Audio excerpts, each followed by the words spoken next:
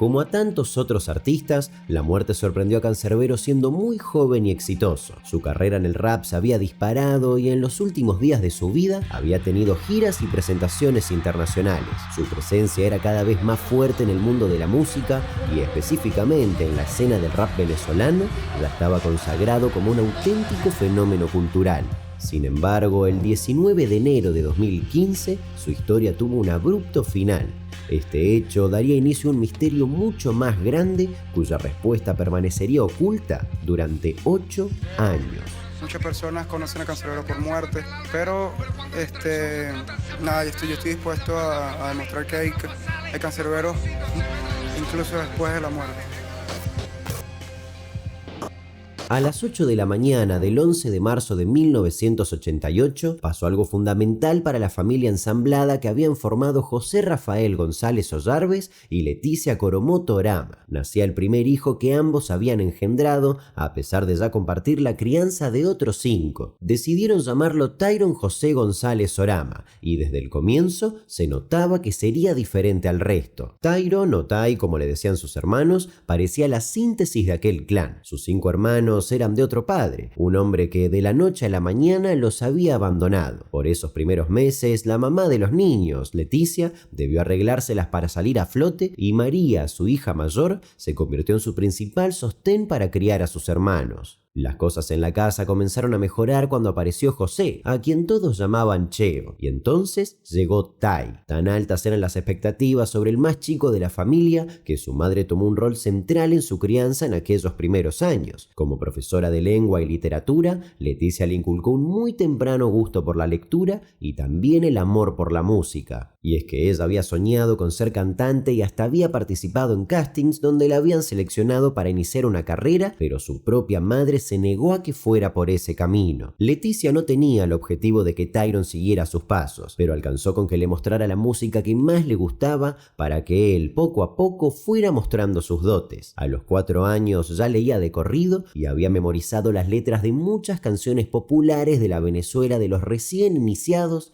años 90. Las palabras comenzaban a ser algo distintivo en un Tyron que se aburría rápidamente en el jardín de infantes. Lo adelantaron varios años y él siempre parecía estar en otro nivel. A los padres, de hecho, le sugirieron que podía tener altas capacidades intelectuales, y esto se potenciaba con su gusto irrefrenable por la lectura. Y es que antes de cumplir los 9 años era un niño que leía todo lo que caía en sus manos, y solía conocer datos del mundo que parecían muy lejanos para alguien tan pequeño. A medida que crecía, el ambiente en el Junquito, ubicado en el municipio Libertador del Distrito Capital de Venezuela, se fue tornando más y más complejo. Las bandas de delincuentes comenzaban a dominar la zona y los padres de Tyron temían que creciera en un ambiente cruel. Y fue así como decidieron mudarse a Aragua, donde compraron una casa utilizando dinero que José obtuvo por el pago de una indemnización cuando quebró la empresa de bombas hidráulicas en la que trabajaba. Sin embargo, rápidamente los problemas financieros comenzaron a poner contra las cuerdas a la familia. Por su edad y por una vieja lesión que le impedía hacer esfuerzos, José no podía conseguir un nuevo empleo, por lo que decidió empezar a vender helados por las calles con un carrito. Pero en 1997, cuando Tyron tenía 9 años, los verdaderos problemas tocaron a la puerta de la familia. El 19 de diciembre de ese año, su madre, que ya venía con problemas de hipertensión, falleció de un fulminante ataque al corazón. En un documental realizado por Luis Olavarrieta para YouTube, de donde extraje gran parte del archivo para este video, la familia recordó ese momento. Tyron se tomó con mucha entereza la pérdida de su madre y con el correr del tiempo la familia se fue reconstruyendo. Los 6 hermanos se encontraron en Rosalba, la nueva pareja de Cheo, una madre que acompañó especialmente el crecimiento del más pequeño. Sin embargo, las tragedias continuaron. En el año 2000, el único hermano varón de Tyron, 5 años mayor que él, fue asesinado. De este hecho se conocen pocos detalles, pero se sabe que fue interceptado por una pandilla de delincuentes que quería robarle las zapatillas y que al resistirse le dispararon a quemarropa. Al igual que con la pérdida de su mamá, la muerte de su hermano fue un golpe que impactó fuerte en Tyron, pero cuyo duelo atravesó en silencio. Tenía 12 años y su percepción del mundo parecía atravesada totalmente por la muerte, un asunto que gravitaba constantemente a su alrededor. Por esos años se gestaba en la Plaza Bolívar de Maracay una movida que congregaba a cada vez más jóvenes. Se reunían a rapear y poco a poco en esas letras improvisadas se moldeaba un fenómeno cultural con sus propias reglas. Ya desde la segunda mitad de los años 90 el hip hop comenzaba a tomar una forma particular en Venezuela. En Caracas, a 120 kilómetros de distancia, los raperos hablaban de pandillas, de armas y de los habituales problemas sociales de las grandes urbes. En Maracay, por otro lado, se escribían las primeras líneas de un rap mucho más reflexivo. Tyron se sintió atraído rápidamente por todo eso. Desde los 11 años había incursionado en el freestyle y en el comienzo de su adolescencia se metió de lleno en la composición de canciones. Algo que llamaba la atención de él era su voz, un tono grave y que él controlaba a su antojo. Nuestro insólito universo. En este capítulo presentaremos el monstruo de Tocoró.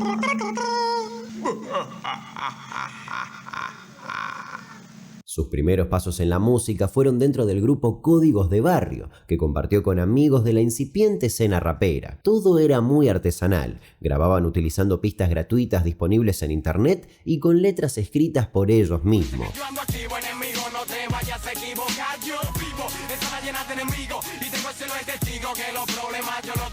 Pero mientras tanto había que trabajar, y fue así que, sin moverse ni un centímetro de su objetivo de ser un cantante influyente, Tyron también tuvo algunos empleos tradicionales. Sirvió hamburguesas y luego trabajó en Benirauto, una empresa de fabricación de automóviles con capitales iraníes. Fue traductor entre empresarios venezolanos y árabes, aunque su nivel de inglés no era tan sofisticado. De hecho, su única práctica era relatar en ese idioma los partidos de fútbol que jugaba con sus amigos en la PlayStation.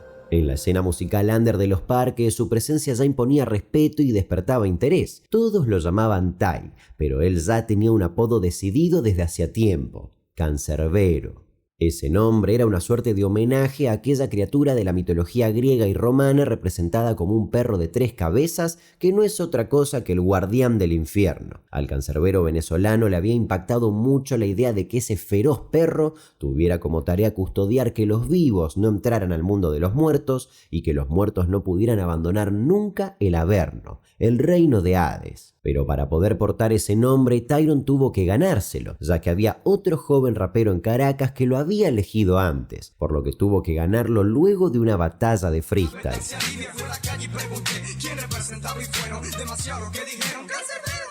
El nombre terminó siendo el último sello que le faltaba a Ty para moldear aquella identidad que tendría a partir de ese momento sobre el escenario. Siempre dijo que Cancerbero era un personaje y solía mencionarlo en tercera persona, pero sus amigos aseguran que él nunca olvidó quién era realmente. Aquellos que conocieron a Tyron mucho antes de que las cosas oscurecieran aseguraban que la meteórica fama nunca llegó a obnubilarlo, pero sí a inquietarlo. En sus letras, especialmente en sus 2 discos, no por nada llamados Vida y Muerte, se bocetaban aquellas cuestiones que desde hacía años lo obsesionaban. Pero la fama fue algo muy diferente, un laberinto que ni él mismo pudo terminar de descifrar. A medida que Cancerbero fue transitando su fugaz pero intensa carrera en el rap, cada una de sus palabras comenzaron a sonar en una caja de resonancia cada vez mayor. Pienso con peso en el verso, esfuerzo mi sexo, pienso del comienzo, por eso progreso en exceso. Con paso yo avanzo, con mi mazo desplazo tantos payasos que me ponen encima el brazo, de paso son falsos. En su estilo confluían no solo el hip hop, sino también elementos del hard rock. A comienzos de su trayectoria ya se posicionaba como un referente del llamado rap consciente, un subgénero que hizo mella en Venezuela a comienzos de los 2000, pero que traía una historia de casi 3 décadas en Estados Unidos. En esta ramificación del hip hop, las temáticas sociales, políticas y filosóficas tenían un papel central. Como no soy primero, prefiero ser sincero que aparentar ser de acero, un caballero. Sin joderme mucho hablo a la cara, no como otros que con mis palabras y no dicen nada de qué sirve. Y es que tanto Venezuela como toda América Latina por esos años atravesaban una etapa de profunda transformación cultural. En el país de Cancerbero, Hugo Chávez iniciaba su segunda presidencia y el continente entero se embarcaba en una etapa completamente diferente, políticamente hablando, a la que se había visto en los años 90. Durante ese tiempo, Canserbero grababa en un estudio llamado El Techo las canciones y colaboraciones que irían moldeando su carrera. Sin embargo, su carrera tomó vuelo definitivamente en 2010, cuando publicó Vida, su primer álbum solista. Era el ladrillo final para aquel universo propio que creaban sus canciones. Para muchos funcionaba a la vez como un manifiesto, un viaje a la mente de un artista que tenía mucho para decir. Un pueblo calla, una injusticia se comete, dos naciones batallan para probar quién es más fuerte. De pronto, Tai había salido de las calles de Maracay y se abría ante él un mundo que parecía no tener límites. No solo tenía la posibilidad de profesionalizarse, salir de gira y empezar a tener fanáticos, sino también de plasmar todo aquello que rondaba en su cabeza y de lo que Vida era apenas una pequeña muestra. Si tú te pones a ver en esencia las religiones, se está predicando amor. Y en mi opinión, hay 1000 dioses. ¿Cómo tú puedes saber cuál es el verdadero? No creas en tantas imágenes. Hay tantas personas que están predicando un montón de religiones y no están haciendo tanto bien como otra persona que simplemente no cree en Dios y está dando... 2 años después de ese debut llegó la segunda parte, La Contracara, Muerte, para muchos seguidores considerado su mejor trabajo. Ahí transitaba por letras y temáticas más oscuras y tétricas. La canción Jeremías 17:5, por ejemplo, explora temas como la traición, la desconfianza y la naturaleza humana. La referencia bíblica en el título, Maldito el hombre que confía en otro hombre, lo dice todo. Que la sucia venganza mate al alma y la envenena, pero cuando de traición se trata así, vale la pena. Canserbero siempre se había mostrado como un muchacho tranquilo, de carácter más bien aplacado, y eso quedaba demostrado en la mayoría de las entrevistas que daba en televisión y donde la presión de ser famoso no parecía tenerlo nervioso ni preocupado. No he aprendido, no es que no he aprendido, no me nace esa actitud de artista, ¿sabes? De esa gente que es demasiado carismática con la gente, no me cuesta. Siempre estoy como que tímido cuando veo tanta gente. Suelo ser introvertido y porque es todavía extraño para mí esta situación. Poco a poco me he ido entendiendo que fue lo que elegí para vivir y así voy a morir. Ahí está todo mi concepto, vida y muerte. Después de esto ya es bonus. Ya después de todo lo que saque para acá es bonus. Creo que ya puedo morirme tranquilo. Pero aquellos que lo conocían mejor sí veían algo extraño que se avecinaba. Tyron estaba intranquilo. Sobre el escenario parecía devorarlo todo, pero en cuanto bajaba y volvía a ser él mismo, una sombra caía sobre sus hombros. Las giras por distintos países de América Latina, que estaban maravillados con sus versos, lo tenían atareado y enfocado en una carrera que crecía a pasos agigantados. Venezuela aún está en pañales y todo el mundo dice que no, que estamos en el mejor momento. No, el mejor momento yo creo que no ha llegado todavía. En los meses que fueron marcando el último tramo de su vida, Tyron extrañaba el barrio, o más bien extrañaba a sus verdaderos amigos. Cuando charlaba con ellos, lo veían desanimado y confundido. Decía que la gente que lo rodeaba no era confiable y que vivía bajo amenaza. Imagínate, el rap dice mucho y decir mucho es peligroso. Porque no debemos decir nada y vamos a ocultar nuestras ideas, sino porque... Imagínate, decir algo, tener una opinión, hablar, solo va a generar más opiniones, discusiones, debates. Entonces, es meterte en la candela, pues el rap es meterte en la candela, es tener algo interesante que decir. También el rap puede ser algo que no sea nada interesante y que sea agradable y divertido y que nos ponga a mover las manos, ¿por qué no? Pero tal vez mi estilo de rap busca meterse en la candela y bueno, eso me lo busqué yo. Lo debo resolver, debo tratar de decir algo interesante. Espero yo más bien ser digno para la vida, espero tratar de hacer lo mejor que pueda con este tiempo que tengo. Y ya, tal vez no espero nada de la vida, sino espero yo ser digno de haber vivido. Sus amigos no sabían en qué punto exacto se trazaba el límite entre lo real y la paranoia, pero nunca notaron en él algo que les hiciera preocuparse por su salud mental. Tyron era estable y coherente, pero tenía un miedo innegable. Hartos de la violencia, porque yo creo que es tiempo de poner un parado, de decir que estamos en contra de la violencia, ya basta. Todo el que tenga dos dedos de frente y un poco de sensibilidad comprenderá que es una causa noble. Por lo menos decir que estamos en contra de esto, soñar con que por lo menos por un día, fíjese que poco, ¿no?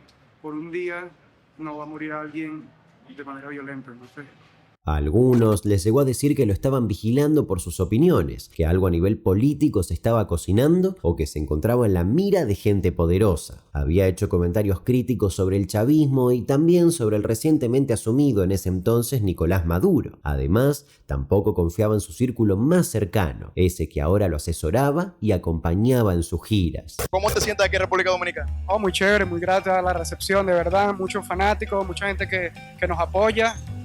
¿Tú sabías que hay un artista urbano que se llama Énfasis que te hizo ustedes en Venezuela dicen le lanzan, te hizo una tiradera en la que él dice que tú eres satánico? ¿Qué tú tienes que decir sobre eso?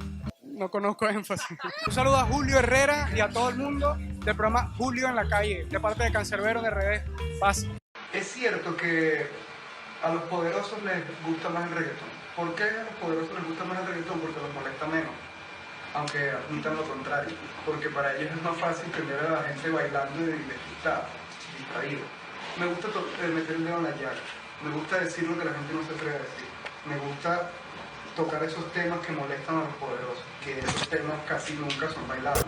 En diciembre de 2014, Cancerbero viajó a Argentina para brindar el que pasaría a ser su último recital. En el marco de esa gira, brindó una entrevista. Un hobby, empezamos grabando en casa de un amigo y subimos los temas a las redes sociales. La gente empezó a compartirlo, nos empezaron a invitar a pequeños eventos locales, a barcitos. Empezamos a reunir más seguidores y bueno, dejamos de pedir para cantar. Me cuesta mucho cuando voy a los medios de comunicación y me piden un tema que se pueda oír en los medios, ¿no? Porque sinceramente cuando lo escribí no concebí que iba a estar en los medios. Y 2 días después, el show.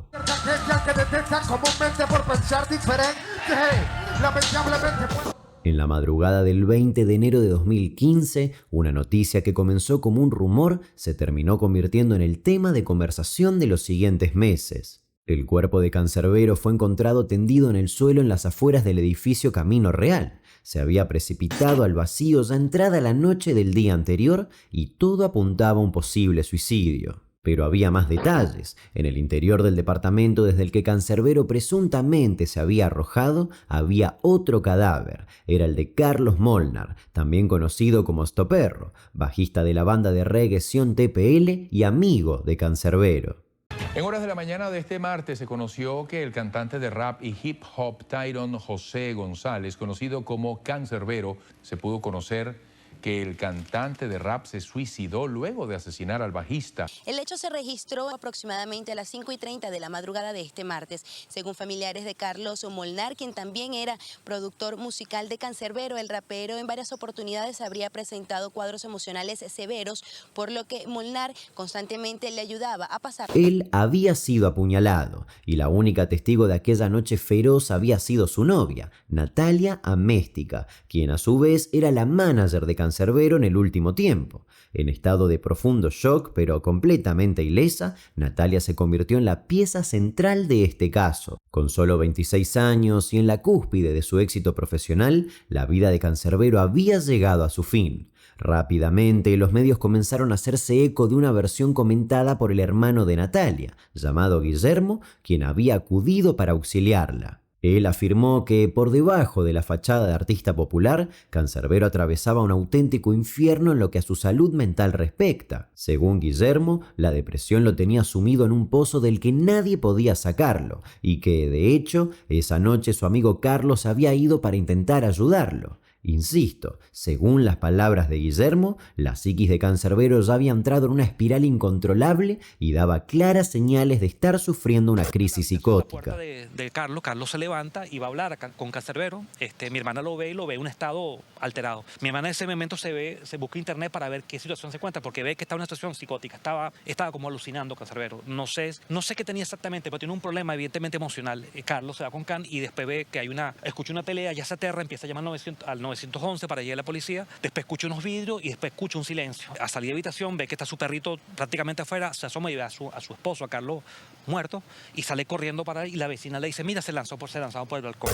Siguiendo este relato, Natalia había intentado ponerse a salvo cuando todo se salió de control y ahí fue cuando Cancerbero atacó a Carlos con un cuchillo de cocina. Según los hermanos Améstica, el cantante arremetió contra su amigo, apuñalándolo no menos de 10 veces, y al darse cuenta de lo que había hecho, se arrojó por la ventana. Sin embargo, aún quedaba mucho más por descubrir de aquella noche fatal, solo que deberían pasar muchos años hasta que alguien se decidiera a poner todas las piezas en su lugar. Mientras tanto, la familia de Tyron observaba cómo la imagen del joven rapero era puesta en duda. Nunca nadie había detectado en él señales claras de depresión, ni mucho menos de algo que pudiera desembocar en un ataque psicótico. La idea de Tyron matando a un amigo y luego arrojándose al vacío no cuadraba para nadie. A pesar de todo, el caso rápidamente pareció cerrarse en torno al homicidio seguido de suicidio. Uno de los primeros en empezar a observar más de cerca las pruebas fue Tarek William Saab, defensor del pueblo de Venezuela, que en 2015 había participado en las primeras diligencias tras la muerte del cantante. Un dato que lo inquietaba era que en la ventana por la que supuestamente había saltado Cancerbero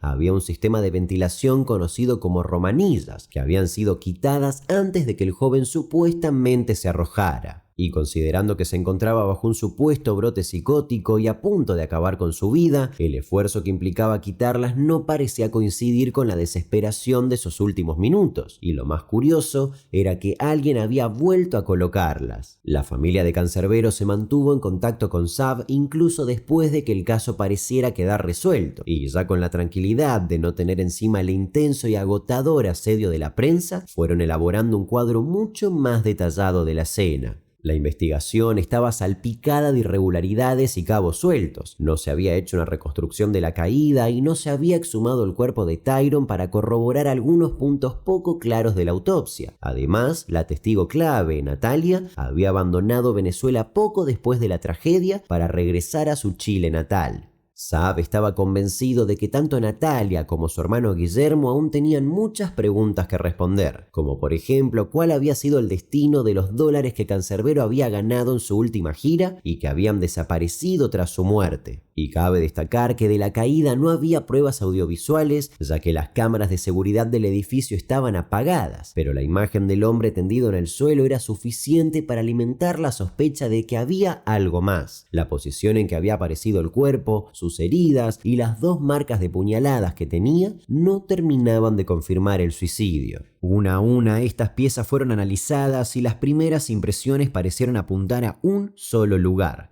los hermanos Améstica. Y así, el 11 de noviembre de 2023, el Ministerio Público de Venezuela reabrió, sorpresivamente para la opinión pública, la investigación sobre las muertes de Cancerbero y Molnar. De esta forma, la investigación volvió a foja cero y todo lo antes dicho fue puesto en duda. Luego de un requerimiento emitido por la Fiscalía, los hermanos Améstica volvieron al país y fueron entrevistados por Saab, funcionarios y psicólogos forenses. Natalia y Guillermo volvieron a repetir palabra por palabra exactamente lo que habían dicho en 2015. Hablaron sobre la depresión de Cancerbero, sobre la crisis psiquiátrica, el ataque a Molnar y el suicidio. Pero en aquel relato milimétricamente ensayado, los forenses percibieron justamente eso. Nada de todo lo que decían resultaba natural. Natalia se apoyaba constantemente en su hermano, pero en sus dichos había fisuras e incoherencias. No parecía estar contando algo que había visto, sino una escena que había construido. Luego, las autoridades empezaron a mostrarles la seguidilla de pruebas que no encajaban en la narrativa que habían establecido por 8 años y medio. Y así fue como el 26 de diciembre de 2023 los hermanos confesaron y el misterio en torno a qué había ocurrido con Cancerbero llegó a su fin. Para confesarme públicamente de mi responsabilidad con el doble homicidio de Carlos Molnar y Tyron González Cancerbero. El problema empezó en Chile cuando en plena gira supe que no iba a recibir pago por parte de Carlos. Yo quería que me pagaran los pasajes que había comprado más un porcentaje por haber hecho la organización de dicha gira. También se dio que Tyron nos expresó de que no quería que lo manejáramos, que lo manejara yo como manager. Eso me dolió mucho y quedé con mucho sufrimiento interno por el desprecio y que no fui considerada como manager mi como organizadora de esta gira. Hasta que mi hermana me llama a decirme que ocurrió una desgracia.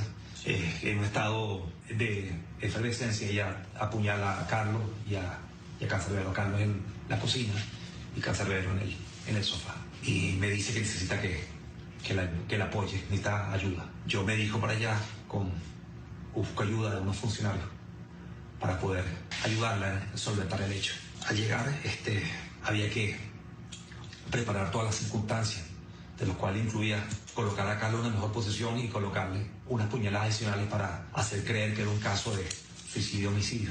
Y preparar la figura de Cancerbero, que era trasladarlo del sofá hacia la cocina, golpearle la cara como una especie de que hubo un enfrentamiento, terminó asesinándolo y después, por esas circunstancias, se mata. Mi hermana, en su estado de shock, me dice que lamentablemente ella estaba viviendo una circunstancia que todo era un móvil en cierta forma pasional, y le pareció la película Atracción Fatal, que tomó como una especie de base para la situación ocurrida. Esperamos la hora precisa para lanzar a Tyron. Mi hermana me ayuda, ya los otros funcionarios se han ido. Entre los dos levantamos el cadáver, yo lo levanto, ella me ayuda con los pies y lo lanzamos en caída libre. Su móvil era muy simple: el rencor y la ambición. Natalia sentía que tanto su novio como Cancerbero la estaban dejando de lado, no valoraban su trabajo y que muy pronto el rapero decidiría apartarla de su lado. Además de que tanto ella como Guillermo reclamaban los miles de dólares reunidos en la gira de diciembre. En ese momento, la idea de vengarse de ambos empezó a tomar forma. Aquella noche fatal, Natalia les habría administrado Alpram, un medicamento para la ansiedad y los ataques de pánico que rápidamente comenzó a adormecerlos. De hecho, Cancerbero se echó a descansar en el sillón mientras Molnar iba a la cocina, ya con los reflejos muy disminuidos por la droga. En ese momento, Natalia estaba picando unas verduras y en cuanto lo vio acercarse tambaleándose, tomó un cuchillo y lo apuñaló en la yugular. Carlos murió a los pocos minutos, pero Cancerbero, aunque somnoliento, lo había visto todo. Natalia fue hasta él y le dio 2 puñaladas en el costado del torso. Nerviosa y casi fuera de sí, pero totalmente consciente de lo que había hecho, Natalia llamó a su hermano y le pidió que la ayudara. Según los hermanos Améstica, Guillermo llegó al departamento acompañado por 3 funcionarios del Servicio Bolivariano de Inteligencia Nacional, quienes le explicaron qué debían hacer para hacer pasar la escena por un homicidio seguido de suicidio. Según sus propias palabras, los hermanos apuñalaron varias veces más a Carlos para que pareciera un ataque de ira de Cancerbero. Luego arrojaron a este último ellos mismos por la ventana. De esa forma se fue construyendo la teoría del suicidio, avalada en un comienzo por la investigación oficial. Busco a 3 personas que conocía, funcionarios, los llamo y cuadramos para vernos en el apartamento de mi hermana, justamente a las 12. Estas 3 personas fueron especialmente para asesorarnos en qué es lo que podíamos hacer y cuál es el procedimiento. Inmediatamente se procedieron a formar la escena del homicidio-suicidio. Lo que aún no quedó del todo aclarado fue cómo consiguió Guillermo tener el apoyo de aquellos agentes que lo ayudaron a encubrir el doble crimen. A pesar de eso, el destino ya estaba sellado para los hermanos Améstica. En febrero de 2024, tras someterse a un juicio breve y express debido a su confesión, Natalia y Guillermo fueron condenados a 25 años de prisión cada uno. Fueron acusados de los delitos de homicidio calificado con alevosía y por motivo fútil en grado de coautoría, obstrucción a la administración de justicia, simulación de hecho punible, falsa atestación ante funcionario público y asociación para delinquir. En un principio se esperaba la condena máxima, 30 años, pero la rebaja fue una suerte de beneficio ante la confesión de los hermanos que permitió por fin ponerle un cierre al misterio. Sin embargo, el caso siguió su curso porque aún quedaba por determinar el rol de los agentes que modificaron la escena. Cancerbero fue un estudiante sobresaliente y bastante genial todo lo que llevó a cabo. Se acaba de limpiar su nombre y ya no es el loco que todos creían. Y finalmente, el 18 de diciembre de 2024, se sumaron 5 condenados más: Gilbert Cruz, Edgar Trillo, Teresa Pinto, Solangela Mendoza y Marcos Pratolongo. Recibieron entre 15 y 20 años de prisión por delitos como obstrucción a la justicia, asociación para delinquir y homicidio en grado de complicidad. La muerte de Cancerbero estuvo lejos de terminar con su legado. Por el contrario, el rapero que en vida encarnó un enorme fenómeno social, hoy es un artista de culto. Estos 10 años solo hicieron crecer cada vez más su figura, que sigue pisando fuerte en internet a través de sus letras que, profundas y descarnadas, hablaban de sus convicciones y sus miedos.